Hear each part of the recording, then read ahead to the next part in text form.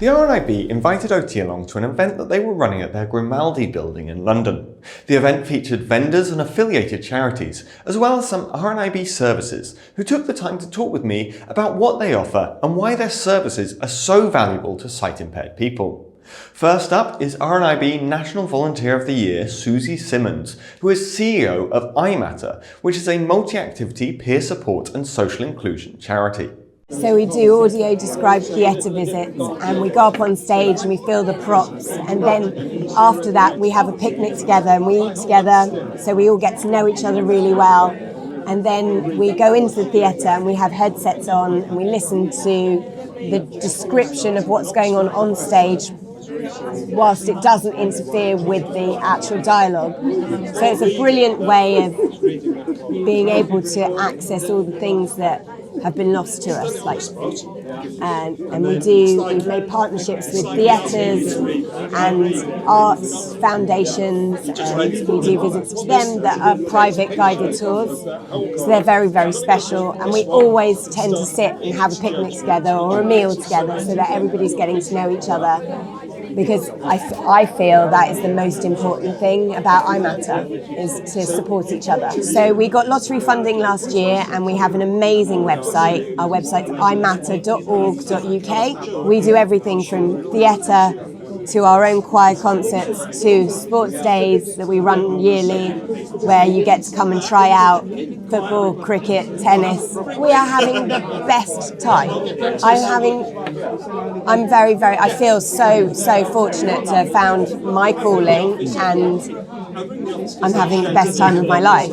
My name's Ben Rendell. I'm the Regional Manager for London at the Macular Society.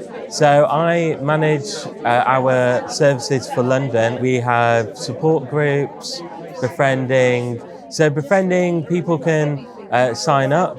So somebody who has a macular-related eye condition can sign up, and we pair them up with a volunteer, and they'll have a weekly, fortnightly or monthly phone call just to talk about anything they want, really. So, that other person might be someone who also has a macular condition, but it might just be someone who has experience of like a family member. So it's just someone to talk to, really. Our biggest other service is our support groups. Really kind of similar concepts, but these meet face to face. So in London, we have about 20 local groups. So they'll meet in like the person's local area. So it might be in a church hall or a community centre.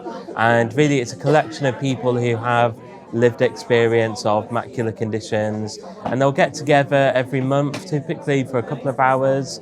They'll share stories, have a cup of tea, maybe some biscuits. They often have speakers as well that they invite along.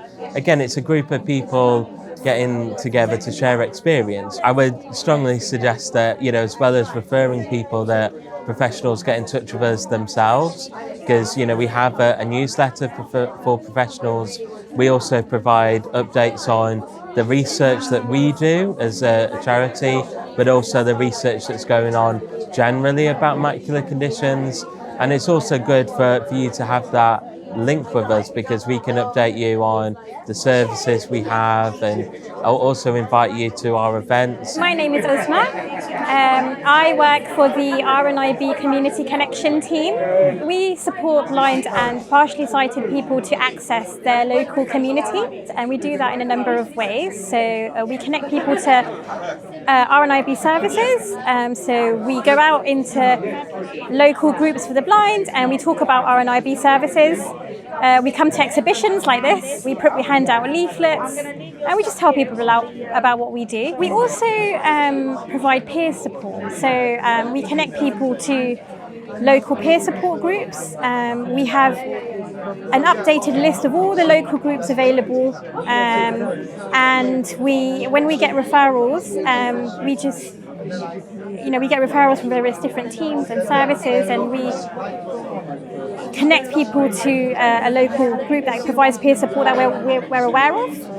And we keep that list updated. We regularly talk to the organisers. So, we know what's available locally for people. We also set up Kickstarter groups. These are groups which are set up by the local community, and they take place when there is not a group available within a particular area. The idea is that people will come along, they'll socialise with each other, get to know each other, support each other. We might have speakers.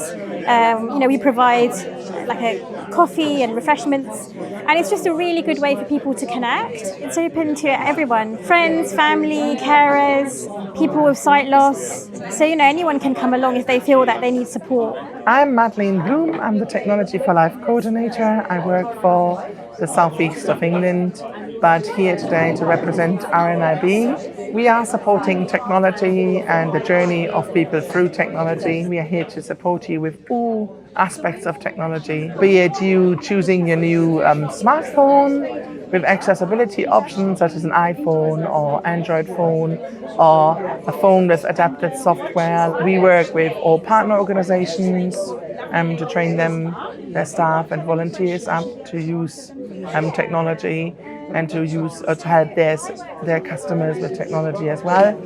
And we have volunteers that support our customers throughout the country. So if we speak to our customers and we feel they need a little bit more help than we can give over the phone, we actually send out volunteers to support customers from the comfort of their home, or we are actually building something called volunteer hubs in different towns and cities throughout the country where volunteers are supporting customers as well. I think this is what it's all about, is options and to have a choice. And we didn't have a choice before. It used to be, if you want to have a phone, there is the Nokia phone with talks, but that's it. No more. Or, oh yeah, mobile speak was there.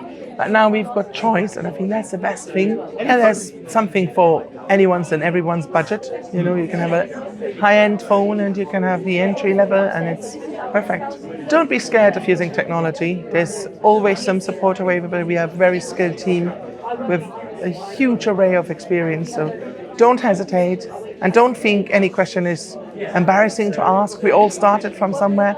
Just get in touch with us and ask for the Technology for Life team.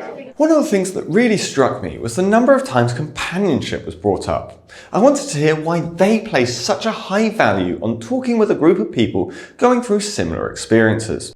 If you have been in the normal world, I'm doing quotes, but if you've been in the normal world and then you suddenly lose your sight, you're suddenly not normal anymore to everybody else that you used to know. And as much as they love you, they treat you differently.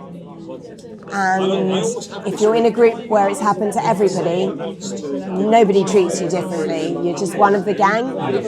And I think because it happened to me as well, I wanted to show people that to accept the help that you need actually makes you stronger, not weaker. To be able to do what I've done, I've had to accept help. And that was the hardest thing for me, and I promote trying to do that for everybody else, that if you can do that, if you can accept the help that you need and really explain it to people very clearly, because people want to give you loads of help, but not necessarily what you want. They want to give you the help that they think you need, and that's not always what is appropriate. But if you're in a group with loads of other people, the frustrations that we feel, doesn't matter what kind of sight loss you have, we're all feeling the same kind of frustrations. The technology, which is incredible, amazing technology that we can all use, is so frustrating. It's like, and everything that you do is going to take you longer. So it's one of those things where it's everything that we do, we have to learn to do differently. It doesn't mean you can't do it, you just do it differently. And I don't believe there is anything that I can't do. So I would say the value really is to prevent social isolation, because often people might not speak to someone for a long while, or they might not speak to someone who understands what they're going through. So really it's to give them that opportunity, but also it can be a bit of an escape as well. So it might be that they don't talk to their befriender about anything to do with eyes. They might talk about gardening or something, because it might be that all they ever talk about to other people is what their problems are. So they might want to talk about something different, you know?